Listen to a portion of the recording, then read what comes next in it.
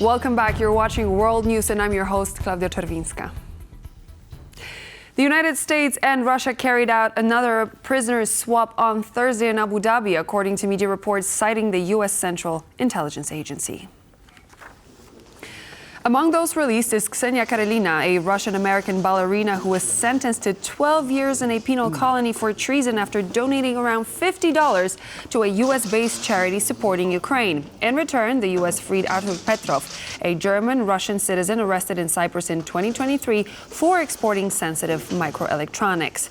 This marks the second U.S.-Russia prisoner swap since Donald Trump began his second term in office in January.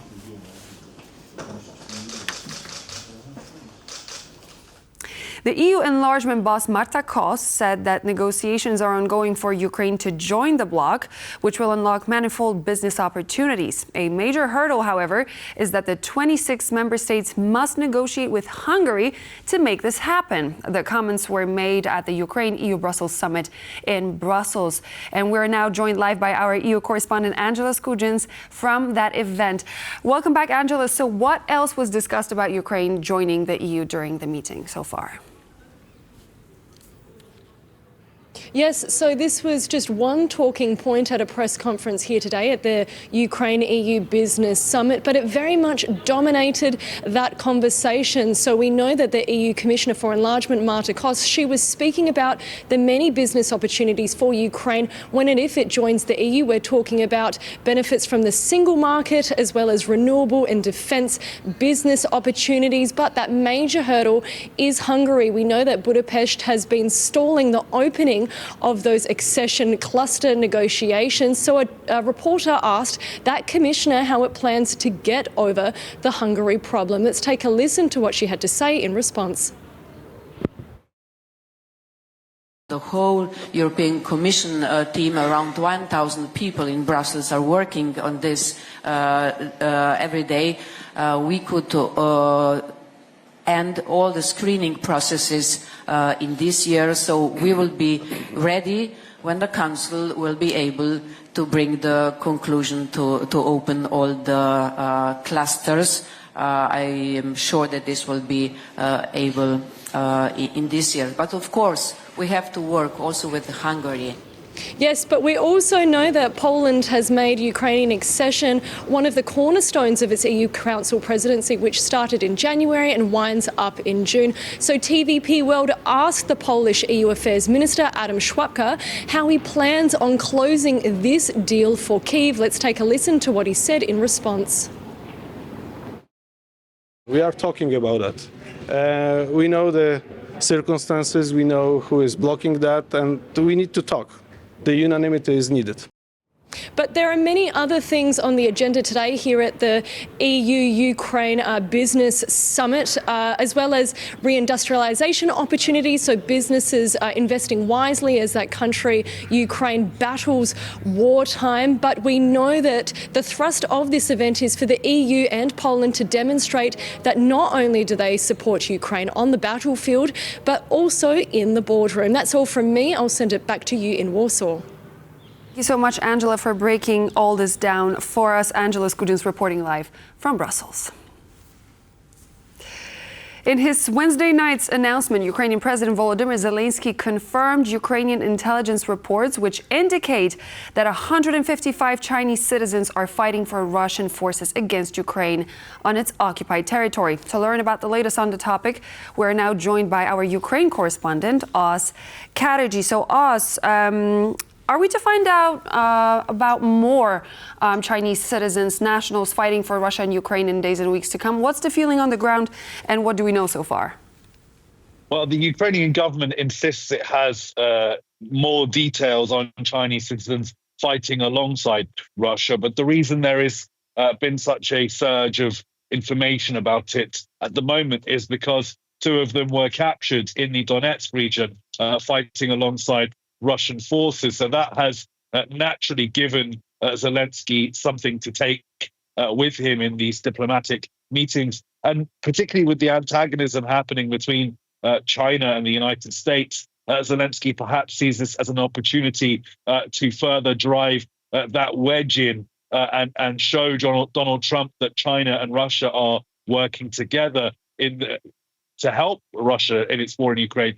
Zelenskyy, speaking in a statement, said, as of now, we have precise data on over 150 Chinese citizens who were involved in the war against Ukraine by Russia. We know the number is actually higher, he said. Ukraine believes that such blatant involvement of Chinese citizens in hostilities on the territory of Ukraine during the war of aggression is a deliberate step towards the expansion of the war and is yet another indication that Moscow simply needs to drag out the fighting. So there was really strong message discipline there from Zelenskyy. It's not just about these Chinese citizens fighting alongside Russia. It's about the wider context of the negotiations with Russia, of Washington's position on a ceasefire, on continuing to support Ukraine militarily. These are all things that are in play diplomatically, and Kyiv is making this pitch towards Washington, saying, look, if you don't help us, China is helping Russia to win this war, and trying to make that a point of contention for Donald Trump. As to whether that will work, we're not sure. The Chinese government, for their part, are saying that these are private citizens going on their own free will, and that China advises against doing that. But as I said, this is not really going to satisfy Kyiv, and there's a much larger issue at stake here. It's not just these 155 or so potentially more individual private citizens of China fighting alongside the Russian army. It's about China assisting Russia's war on Europe, which is the pitch that Zelenskyy will make, not just to European leaders, but key to all of this is Donald Trump in the White House. Thank you so much. That was Oz Kataji reporting live from Kyiv. On Wednesday, U.S. President Donald Trump suddenly paused part of his sweeping tariffs on global trading partners, even as he raised new tariffs on Chinese goods to 125%. Trump also said he had been thinking about a 90-day pause in the new tariff regime. For a period of time, I wouldn't say this morning, over the last few days, I've been thinking about it. I've been dealing with Scott, with Howard, with some other people that are very professional. And I think it probably came together early this morning, fairly early this morning. Just wrote it up. We didn't have the use of, we didn't have access to lawyers, or we just wrote it up from our hearts, right? It was written from the heart. And I think it was well written too, but it was written from the heart. It was written as something that I think was very positive for the world and for us. And we don't want to hurt countries that don't need to be hurt, and they all want to negotiate. The only problem is, you can only do so many at one time. We want to do it right. President of the European Commission, Ursula von der Leyen, welcomed Donald Trump's announcement of pausing reciprocal tariffs. In a social media post, von der Leyen said the EU remains committed to constructive negotiations with the U.S. At the same time, she said the bloc will continue diversifying its trade partners. I welcome President Trump's announcement to pause reciprocal tariffs. It's an important step towards stabilizing the global economy. The European Union remains committed to constructive negotiations with the United States, with the goal of achieving frictionless and mutually beneficial trade. At the same time, Europe continues to focus on diversifying its trade partnerships, engaging with countries that account for 87% of global trade and share our commitment to a free and open exchange of goods, services and ideas. President Andrzej Duda and senior government figures are taking part in a series of events on Thursday to commemorate the 15th anniversary of the Smolensk air disaster. Shortly before 9 a.m. local time at Krakow's Wawel Castle, President Duda laid a wreath in front of the tomb of President Lech Kaczyński, who was killed in the crash, along with 95 other passengers and crew. Later in the day, Duda will also participate in a wreath-laying ceremony at the monument to the late President Kaczyński in Warsaw and attend a memorial service. Commemorating the tragedy, Polish Defense Minister Władysław Kosiniak-Kamysz went to the Powoński Military Cemetery in the Polish capital. There, he and other Polish officials paid their respects to other civilian and military victims of the disaster. Later in the day, Kosiniak-Kamysz will also lay a wreath at a commemorative plaque in the building of the Polish Ministry of Defense.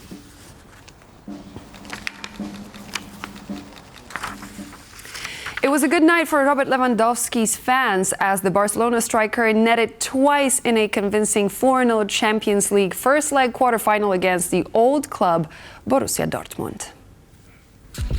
Barcelona will take a 4-goal advantage to Dortmund next Tuesday after a strong attacking performance. Rafinha opened the scoring and Robert Lewandowski headed in just after half-time. The Pole scored a second against his old side with a powerful finish 20 minutes later. And Lamine Yamal poked in a through ball to make it 4.